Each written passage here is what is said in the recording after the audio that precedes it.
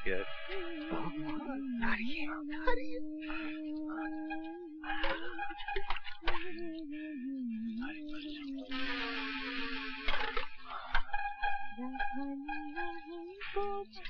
बस कर। अबे हट बे, मुझे भी तो देखने दे। चुप रहना। अबे चुप क्यों रहो? 50 रुपए में ट्रेलर दिखा दिया, अगर पूरी फिल्म देखनी है तो और छिड़को। अबे हटना। अरे बचाओ!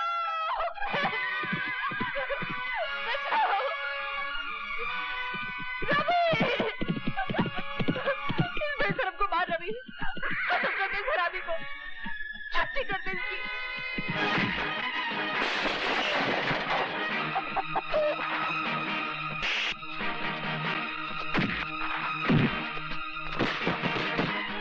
शर्म नहीं आती तुम्हें? जीजा जी होते हुए ऐसा करते हो?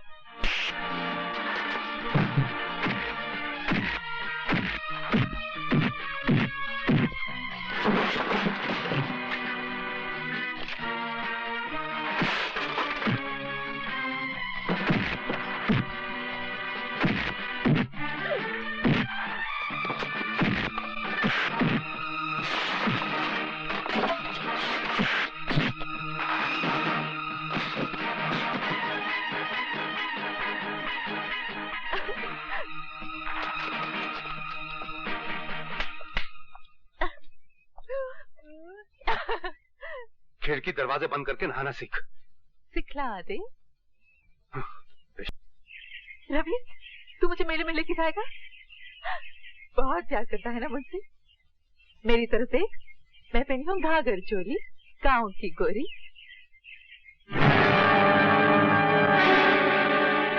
तुम? हाँ मैं। अरे मैं तुझे मेले में ले जाऊंगा, और उससे पहले मैं तेरी जवानी का मेला देखूंगा। मेरे पास नहीं आना, वरना तेरी छुट्टी कर दूंगी। अच्छा?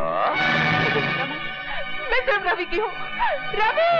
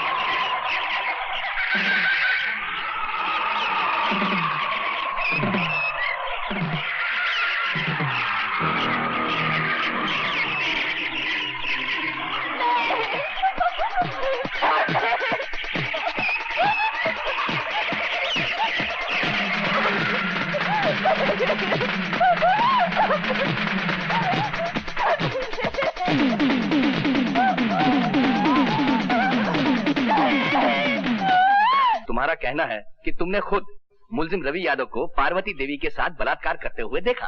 जी सरकार, वो बेचारी गिड़गड़ाती रही, हाथ जोड़ती रही, लेकिन ये मुलजिम उसकी एक नहीं सुना।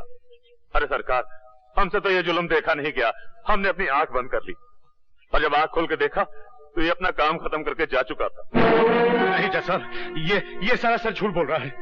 और पार्वती देवी वहां मरी पड़ी थी। तुमने पार्वती देवी को बचाने की कोशिश क्यों नहीं की? अरे साहब, आप इसको नहीं जानते। अगर हम उसे बचाने की कोशिश करते तो उसकी लाश के बगल में आप हमारी लाश भी पाते। Your witness? No questions.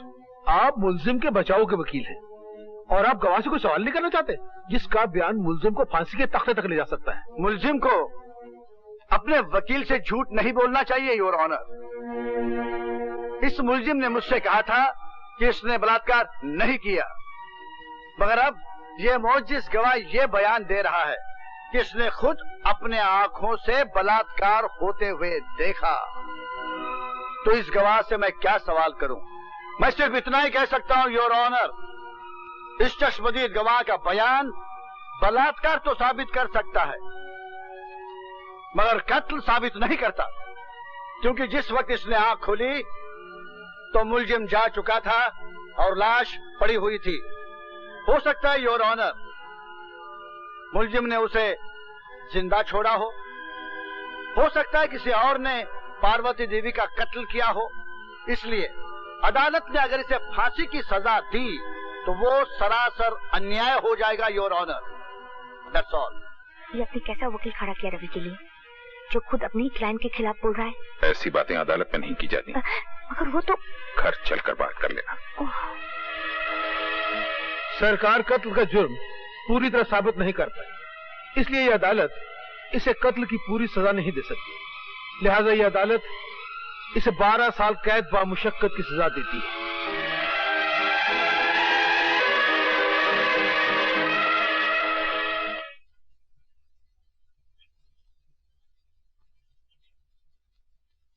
मालकिन,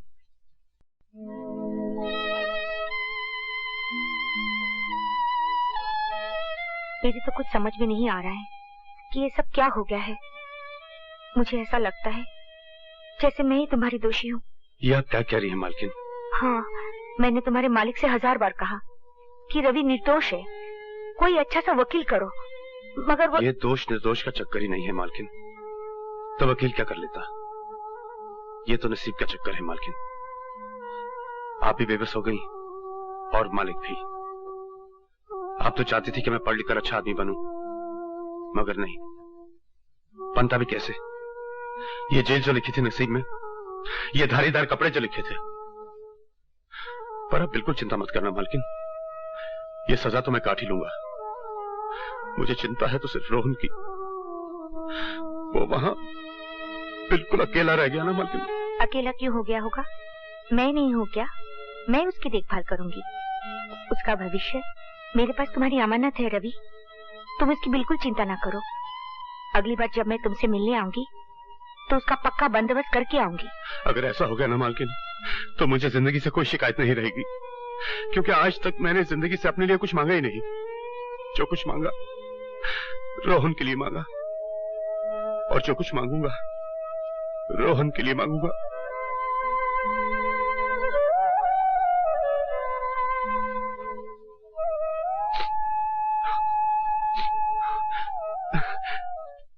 नमस्ते। नमस्ते। आओ बेटा रोहन, क्या देख रहे थे? ये घर तुम्हारा है। भैया कहाँ है? भैया अभी आते होंगे। चलो। अच्छा मालकिन, मैं चलता हूँ। 3 बजे की गाड़ी से मुझे जगदीशपुर जाना है। नमस्ते। नमस्ते। चलो। आखिर मानी नहीं तुम यशोदा, ले यहीं से। अब ये हमारा बेटा है। What is your name बेटा? My name is Vasu Gujral. And what is your mother's name? Her name is Yashoda. Yashoda Gujral. हाँ। अब अपने डैडी का नाम बताओ और उनके चरण छुओ। मेरे डैडी का नाम सूर्यकांत गुजराल है। पाँव छूने की बिल्कुल जरूरत नहीं। यशोदा, तुम शौक से इसकी माँ बन सकती हो, मगर मैं इसका बाप नहीं बनूंगा। मैं किसी मुजरिम कातिल के भाई को गोद नहीं ले सकता। That is final। अब ये तुम्हारी माँ भी है और बाप भी, 2 in 1।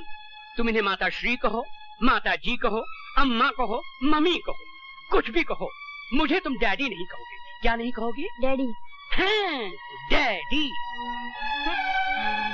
डरो मत बेटा। क्या मैं उन्हें डैडी नहीं कह सकता? अरे ये तो उनका दुर्भाग्य हुआ ना कि तुम जैसा बेटा उन्हें डैडी नहीं कहेगा। तो फिर मैं क्या कहूँ? तुम उनका नाम जानते हो, सूर्यकांत गुजराल, तो तुम उन्हें मिस्टर गुजराल कहा करो। तुम समझ ही नहीं सकती रेणुका कि मेरी जिंदगी में वासु की क्या जगह है। धूप का टुकड़ा भी वही और छाव का टुकड़ा भी।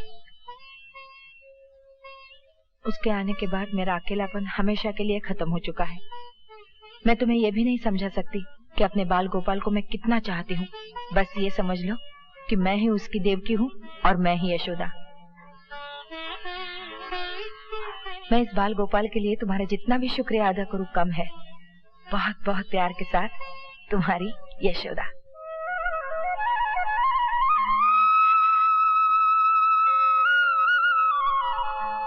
रवि, ये जानकर तुम कितने खुश होगे कि रोहन अपनी जिंदगी की कामयाबी की तरफ तेजी से बढ़ रहा है।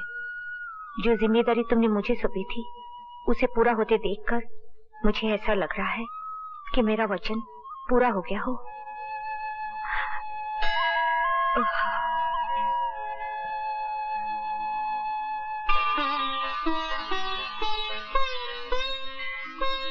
भगवान, आज वासु का रिजल्ट निकलने वाला है, उसको कामयाबी दो।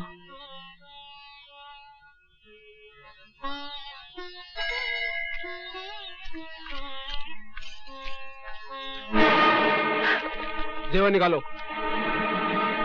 अगर मेरे वासु को पता चल गया ना। वासु क्या कुरुक्षेत्र, अर्जुन को गीता का उपदेश देने।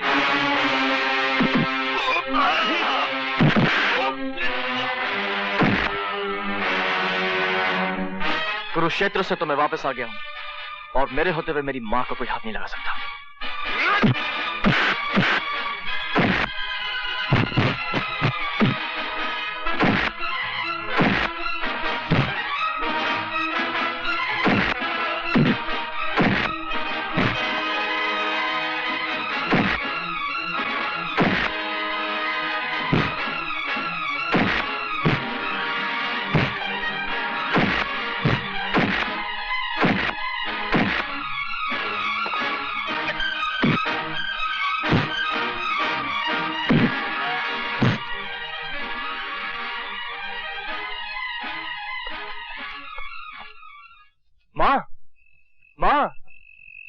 क्या शरारत की है जो मेरे पांव छू रहा है?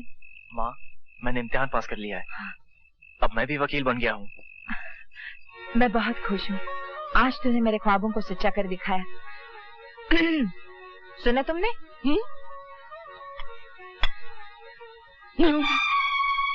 वकील साहब, आज तो मैं आपको पिताजी कह सकता हूँ ना? ना, गलती से पास हो गया होगा। पूछो इससे कि कॉलेज में रैंक क्या था इसका। नो, तुम्हें बेवकूफ बना रहा है। नो, ये पूछो कि स्टूडेंट्स कितने थे। नो, मतलब ये कि आखिरी नंबर। यस। रैंक 9 हुआ तो क्या हुआ, पास तो हुआ है। तुमने भी अपनी गाड़ी का नंबर 9 लिया है, टेलीफोन का नंबर 9 चुना है, बंगला खरीदा है वो भी 9 नंबर का।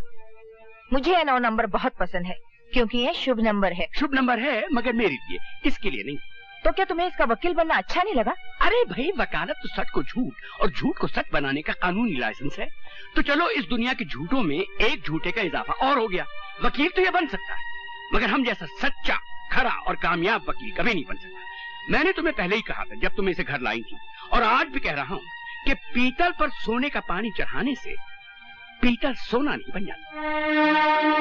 तो इसका मतलब है इतने साल गुजर जाने के बाद भी तुम इसे बेटा स्वीकार नहीं करोगे? बिल्कुल नहीं। यशोदा जी ने कृष्ण जी को गोद लिया था तो ये अपने आप को वासुदेव समझ बैठा है। अगर ये वासुदेव है तो मैं भी भीष्म हूँ और अपनी प्रतिज्ञा का पालन करता हूँ कि मुझे मेरे निश्चय से कोई बदल नहीं सकता।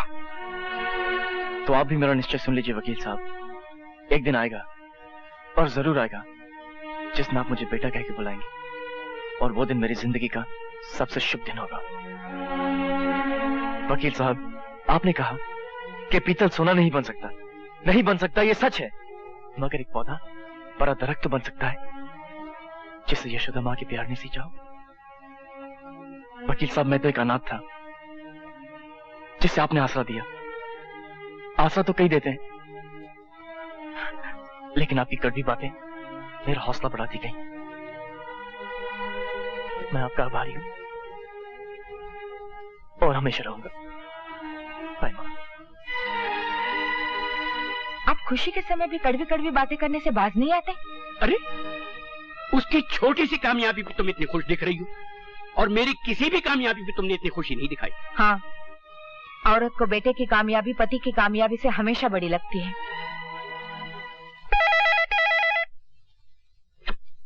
हेलो वासु, क्या कर रहे हो यार? कुछ नहीं यार, मिस्टर गुजराल को मेरा पास होना अच्छा नहीं लगा। अगर माँ नहीं होती ना तो ये घर कब का छोड़ चुका होता। अरे भूल जाओ मिस्टर गुजराल को, जल्दी से तैयार हो जाओ, पार्टी में जाना है। किसकी पार्टी? अपने अशोक की।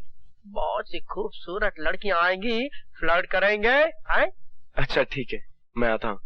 अच्छा तूने फोन किया यार, मैं बहुत बोर हो रहा था। Okay bye. बाय।